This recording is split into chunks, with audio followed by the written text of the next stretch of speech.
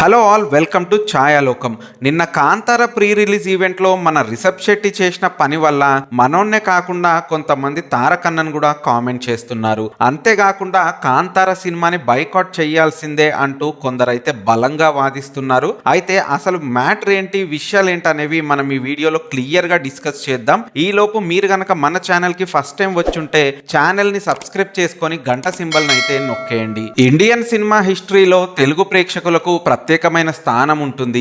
ఏ language cinema అయినా big success అయ్యిందంటే అందులో minimum 30% పైనే కలెక్షన్స్ మనోళ్ళు ఇచ్చినవే అవుతాయి. ఇది ఇప్పుడేమీ కాదు, ఎప్పటి నుంచో ఉంది. తమిళ సినిమాలు అయితే చాలా ఎక్కువగా ఉంటాయి ఈ లిస్ట్ లో. ఇక ఈ మధ్య కన్నడ, మలయాళం సినిమాలు కూడా బాగా ఉన్నాయి ఈ లిస్ట్ లో. హిందీ, ఇంగ్లీష్ సినిమాలు కూడా చాలా సందర్భాల్లో మంచి ఓపెనింగ్స్ ని, మంచి కలెక్షన్స్ ని చూసాయి మన తెలుగు స్టేట్స్ నుంచి. ఇప్పుడు ఈ టాపిక్ ఎందుకు భయ్యా అంటే, మన తెలుగోళ్ళని, మన తెలుగు హీరోలే కాకుండా మిగతా వాళ్ళు కూడా చాలా గ్రాంటెడ్ గా తీసుకుంటున్నారని కొందరు వాదన. ఇంకొందరేమో టిఎఫ్ఐ బానిస అన్న ట్యాగ్ తో ఎలా భ్రమలో బతికేస్తున్నారో అనేది ఒక్కసారి ఆలోచించాల్సిన పరిస్థితి ఇప్పుడైతే అవసరమయ్యింది. ఎందుకంటే మొన్న కూలీ, వార్ 2 సినిమా టికెట్ రేట్స్, ఇంకా వాటికి వచ్చిన హై కలెక్షన్స్, ఇప్పుడు OG Kantara cinema ticket rates, ఇంకా ఇష్యూస్ ని చూస్తుంటే అందరూ బాగానే ఉన్నారు. మధ్యలో బలయ్యింది, బలి అవుతుంది మనమే. కాబట్టి ఒక్కసారి విషయం మనం గట్టిగా ఆలోచించాలి.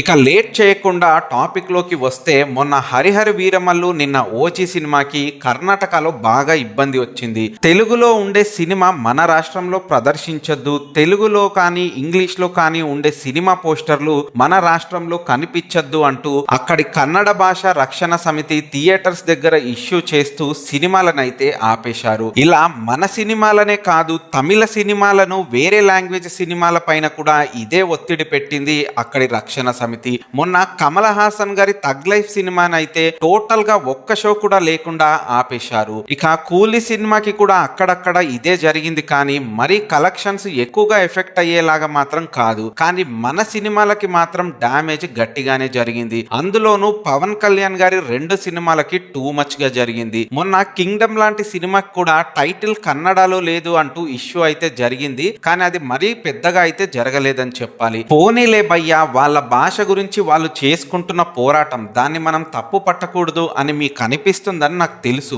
కానీ ఇప్పుడు మరి మనకు జరుగుతున్న అవమానం ఏంటో చెప్తా భయ్యా, అది క్లియర్ గా వినండి. నిన్న జరిగిన కాంతార ప్రీ రిలీజ్ ఈవెంట్ లో hero and director Rishab Shetty కన్నడలోనే మాట్లాడడం జరిగింది. తెలుగు స్టేట్ లోకి వచ్చి తెలుగులో తన సినిమాని ప్రమోట్ చేసుకుంటున్న హీరో కనీసం తెలుగులో ఒక 2 పదాలు కూడా మాట్లాడకుండా, అట్లీస్ట్ ట్రై కూడా చేయకుండా ఫుల్ గా కన్నడలోనే మాట్లాడాడు.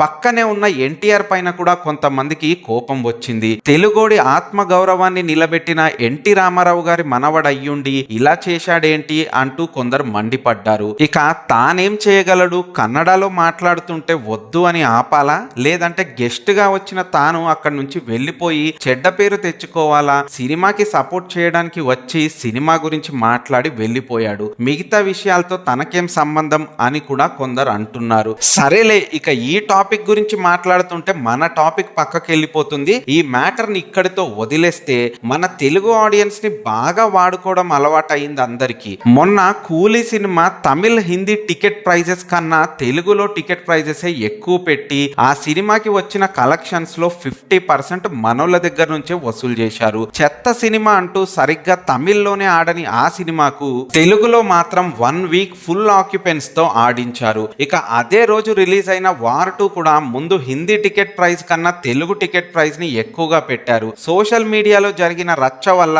తర్వాత రిలీజ్ కి 2 రోజుల ముందు అది చేంజ్ చేశారు. ఇప్పుడు కాంతార కూడా సేమ్ అదే పని చేస్తుంది. యుఎస్ లో కాంతార హిందీ వర్షన్ టికెట్ $10 ఉంటే తెలుగు వర్షన్ టికెట్ మాత్రం $20 అంట. మన తెలుగు స్టేట్స్ లో అయితే టికెట్ ప్రైజెస్ ని పెంచడానికి గవర్నమెంట్ కి అప్లికేషన్ అయితే పెట్టారు మైత్రి మేకర్స్. అవి ఎలా ఉంటాయో చూడాలి మరి. ఇక మొన్న ఓజీ సినిమాకి జరిగిన దాని గురించి ఫైర్ మీద ఉన్న ఫ్యాన్స్ అయితే ఇప్పుడు కాంతార సినిమా తెలుగులో ఎలా ఆడుతుందో చూస్తామంటున్నారు.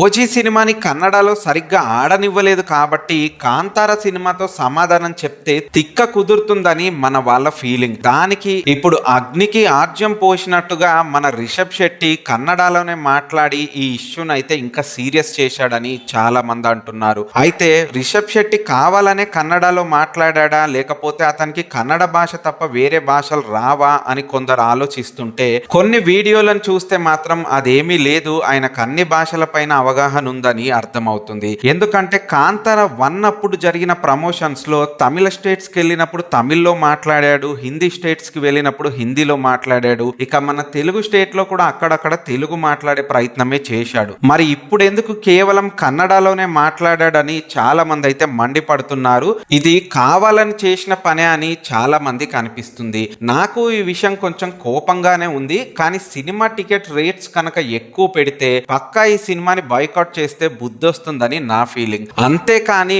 మనలో మనం కొట్టుకొని అవతల వాళ్ళకి ఛాన్స్ ఇవ్వడం ఇకనైనా మానుకోవాలని కోరుకుంటున్నా. అండ్ మన హీరోలు ఇక నిర్మాణ సంస్థలు కూడా సినిమాని మంచిగా తీసి కలెక్షన్స్ రాబట్టాలి, కానీ ఇలా టికెట్ రేట్స్ తోటి రాబట్టి ఏం ఉపయోగం? ఇప్పుడు అదే పని వేరే భాషల హీరోలు కూడా మన పైనే ప్రయోగిస్తున్నారు. తెలుగు వాళ్ళని మరీ పావుల్లా వాడుకుంటున్నారు. మన ఆడియన్స్ కూడా చాలా మారాలి, ఎక్స్పెషల్ గా ఫ్యాన్స్. మీరు మీ హీరోల సినిమాలు 1కి 10 సార్లు మీరు చూసి ఎంజాయ్ చెయ్యాలన్నా, మీ హీరోల సినిమాలు అందరూ చూడాలన్నా ఈ టికెట్ ప్రైస్ అనేది చాలా కీలకమని మీరు గుర్తుపెట్టుకోండి. ఈ టికెట్ రేట్స్ లో మార్పు రావాలంటే ముందు మనం మారాలని మాత్రం గుర్తుపెట్టుకోండి. పైకి మాట్లాడడానికి బాగుంటుంది, మేము ఆ హీరో ఫ్యాన్స్ మాతో మామూలుగా ఉండదు, మేము టిఎఫ్ఐ బానిసలము, ఇలా కాలర్ ఎగరేస్తున్నంత సేపు చాలా బానే ఉంటుంది. కానీ బానిసత్వం కూడా ఎన్ని రోజులు ఇలానే ఉంటుంది? జేబులో డబ్బులు ఉంటేనే కదా మనం ఎన్ని సినిమాలైనా చూసేది. సరే,